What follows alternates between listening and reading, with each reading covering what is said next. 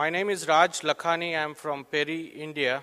We have three fantastic speakers here on the dais. I have the pleasure of inviting Mr. Joe Burns, who's the managing principal of Thornton Tomasetti. He's an architect as well as a structural engineer. And he's going to talk to us on the challenges and opportunities in designing structure and skin for tall and super tall structures. So please join me in welcoming Mr. Joe Burns. Thank you.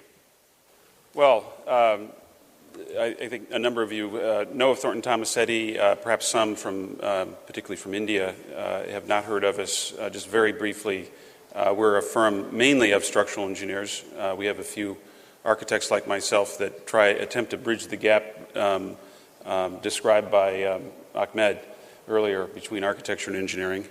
And we are located around the world, just recently opened in Abu Dhabi and Dubai, and likely our next office would probably be Mumbai. As I mentioned earlier, we're mainly building structural designers, but we also study the performance of buildings, why they sometimes fail or why they don't live up to their expectations. And most recently, we've added building skin, which is the subject of my talk today. This interaction between structure and skin, which is most critical in a super tall and tall building. Well, we saw a lot about the Petronas Towers earlier today. In fact, the first few slides, which I didn't modify from the earlier presentation, turn out to be buildings that Alain Robert climbed. So we have designed quite a few that he has summited, including Petronas Towers by Pelle Clark Pelle, Taipei 101, which was featured this morning, and he wants to do again. And one he didn't talk about, but was probably his easiest, because the facade design includes a series of horizontal ceramic rods that for him acted like a ladder. So he was able to get up that one. I actually want to spend a little bit of time on this.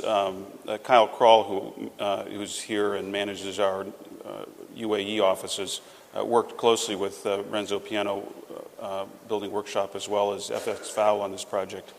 And it actually demonstrates projects that can integrate facade and structure, and with a number of sort of challenges that need to be overcome.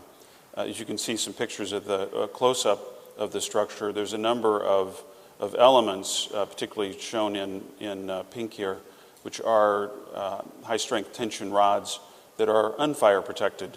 I'll explain later about how that has come to be, but they do in fact participate in the lateral system of the building. There's also a lot of exposed structural steel, which is fireproofed with intumescent paint can perform well in exterior applications. But there's no question that there's an integration of skin with the facade, in this case, almost going out into the infinity at the top of the building.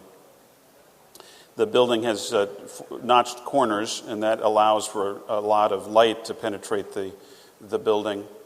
And of course, there's this isn't working perfectly here, but a whole series of sections that show at different sections of the building, different locations, how the structural steel bracing system differs from one section to the next. In some cases, parts of the exterior facade system participating in the lateral system. Fundamentally, the facade pieces that were exterior and unfire protected participate in the lateral resistance and stiffness of the building, allowing it to maintain the performance for accelerations. But if you remove them, they would not be needed for the long-term strength of the building, and we've taken advantage of that. Others have done that as well, but that's an important not a criteria, but a strategy in tall building design that there is this difference between performance-based design of accelerations or experiencing motion versus the strength for long-term safety. Usually, of course, in super tall buildings and tall buildings, it's that primary one of experience of the motion that drives the design, and so that some elements that are not required can be left unfireproofed. This actually indicates a full-scale mock-up of some of those exterior connections. Renzo Piano takes a lot of time in designing buildings and carefully looks and crafts portions of the building, often requiring full-scale mock-ups. When talking about the facade system, and really it's an interesting follow-up on Peter's talk of dynamic facades, this is a much simpler version of a dynamic facade. There are light sensors inside the space that measure the light, that control both motorized shades and the light levels with dimmable ballasts. And both those two things combined save a great deal of energy and allow a great quality of light. Again, with mock-ups, this was a full-scale mock-up of not only the facade, but actually the office behind, so that various tenderers could try out the quality of the light with the various technologies of ballasts and dimmable ballasts and motorized shades. This was, of course, not built in downtown Manhattan, but rather in Queens. Comcast Center, Anjana Kadaki's here, worked carefully on this with Robert Stern. This actually has a similarity with New York Times in terms of these four-notched corners, but they taper, creating a much different view.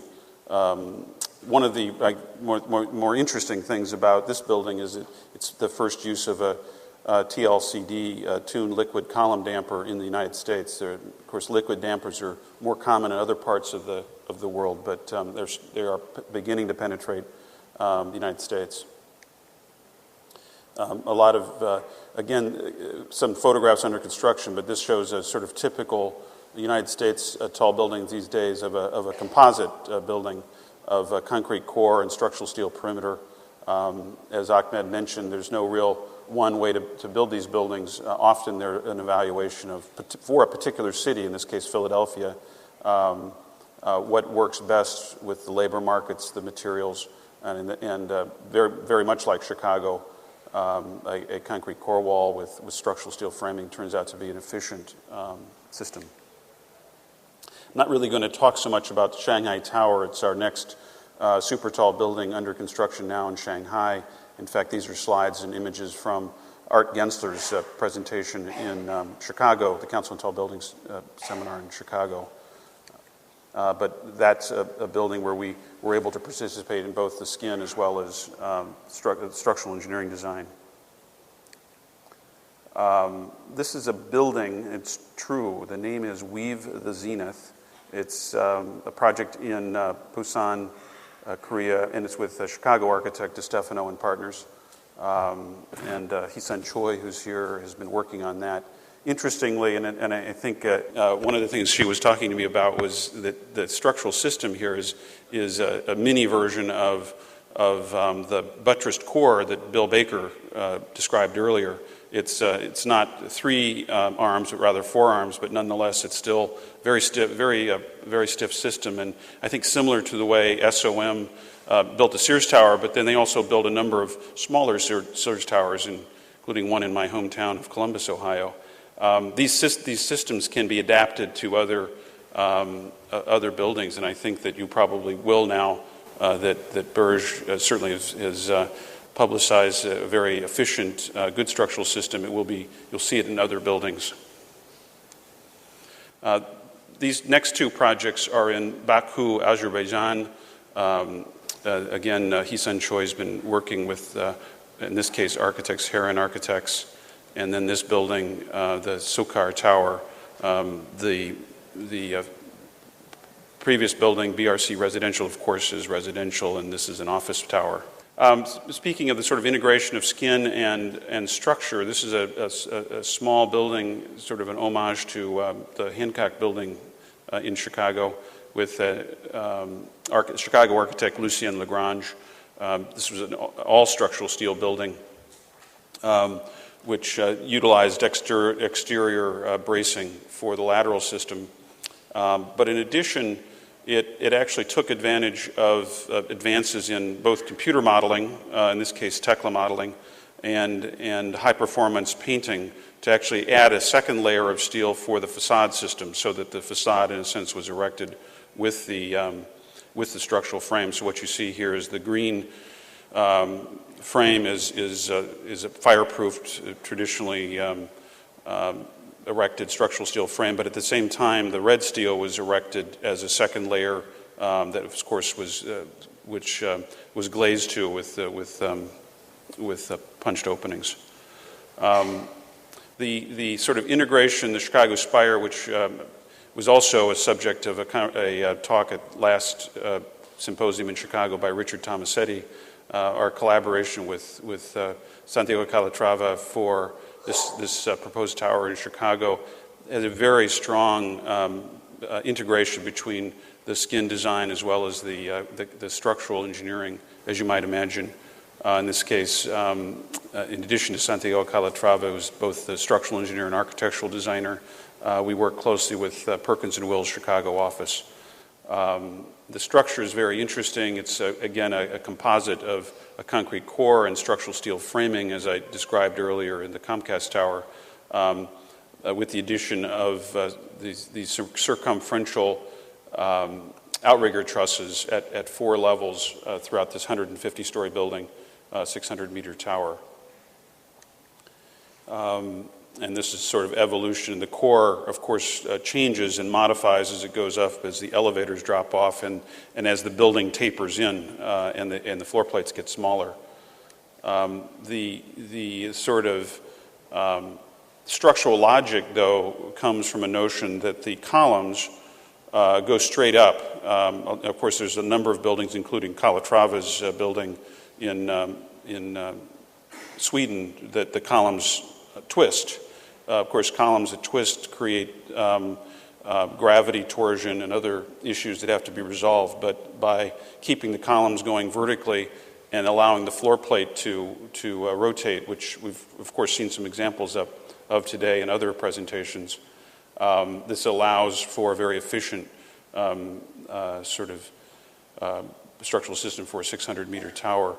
We were able to use BIM modeling with Revit to understand the clearances and the needs of each and every one of these floor plates that's different, and how it intersects with the panelized cladding system. Just a few images, as was shown earlier, of some projects that have gotten going. These are the rock caissons that are being installed in Chicago, and the slurry walls.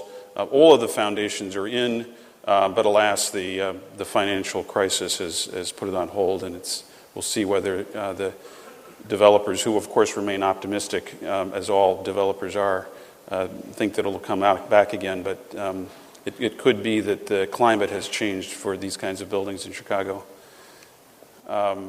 Some other twisty towers. This is a building, 2 towers in Istanbul we worked on with Perkins & Will's Chicago office.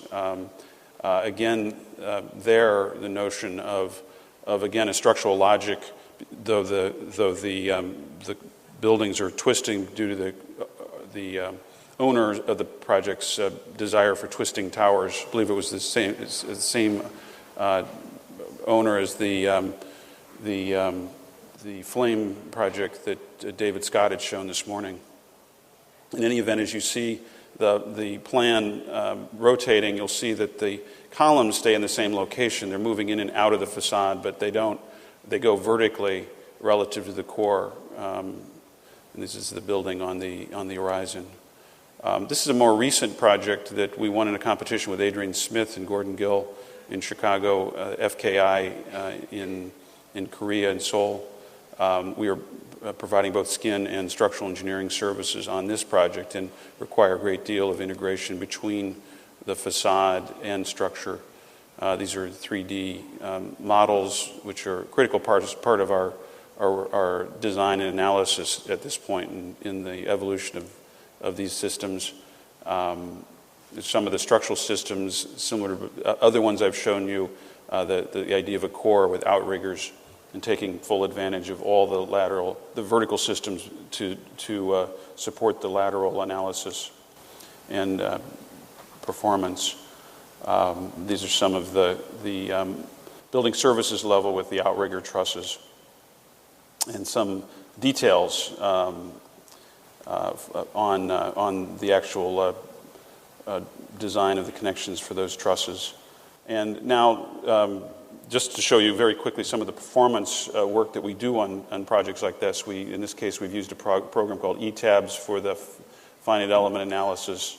We've been able to establish dynamics for the first and second mode, as well as torsion, which are utilized in the wind analysis by the wind tunnel, RWDI.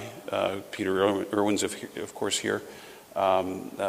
We do a lot of work with RWDI to understand the actual performance of of all these buildings due to the local wind environment. And these are some of the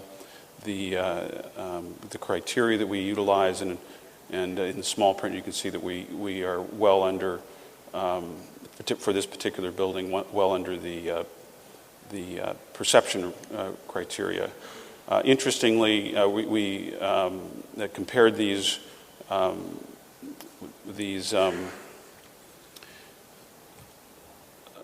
the loads we got from RWDI and the wind tunnel with the Korean code.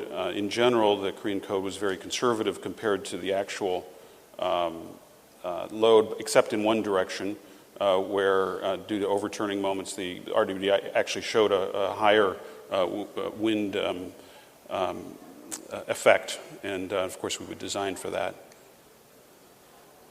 These are typical floor plans with some notched corners for atria, and these are some of the kinds of analysis that we do over time. In this case, it's a creep and shrinkage analysis that's critical to understanding of this difference between concrete cores and structural steel perimeter. This is, in a sense, a load stage analysis.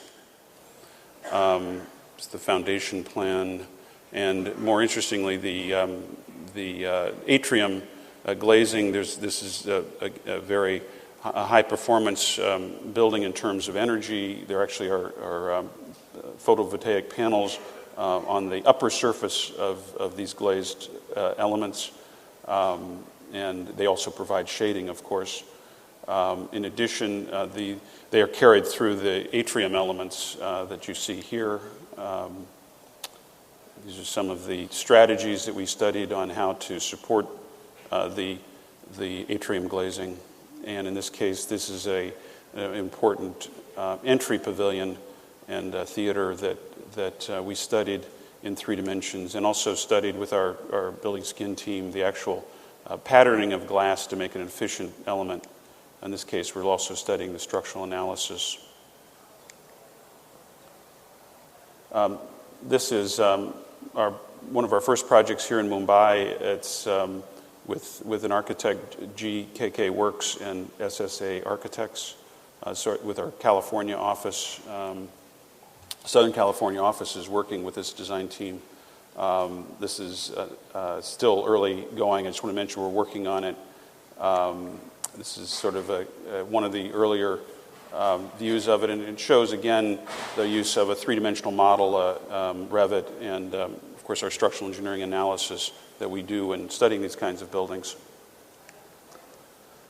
And we're also doing the facade engineering on this, and this shows just slight changes in the facade is able to produce shading and modifications to what is a fairly traditional rectilinear facade. Now I'm sort of continuing to move into this notion of where does energy come into the design of these buildings. This is a project that falls into the category of unlikely to ever be built, but we spent a great deal of time with Adrian Smith and Gordon Gill working on aspects of this tower that would allow for optimal use of wind energy, as well as other aspects of a very efficient tall building for Dubai. And then This has been mentioned earlier, but we've been speaking of the energy, and I'm sort of finishing up with this. This is the Masdar Headquarters building in Abu Dhabi that we've been working on with Adrian Smith and Gordon Gill, and it takes full advantage of the three-dimensional analysis and documentation programs that we have, including programs like Tekla, who I see out in the corridor. It's very important, as Ahmed mentioned, to use these new technologies in order to achieve these buildings that they will improve the odds of these buildings being constructed. This is Masdar out in the field right now. There's several of the buildings building our foundations are in, and the building continues on. With that, I thank you, and I guess we'll hear questions now.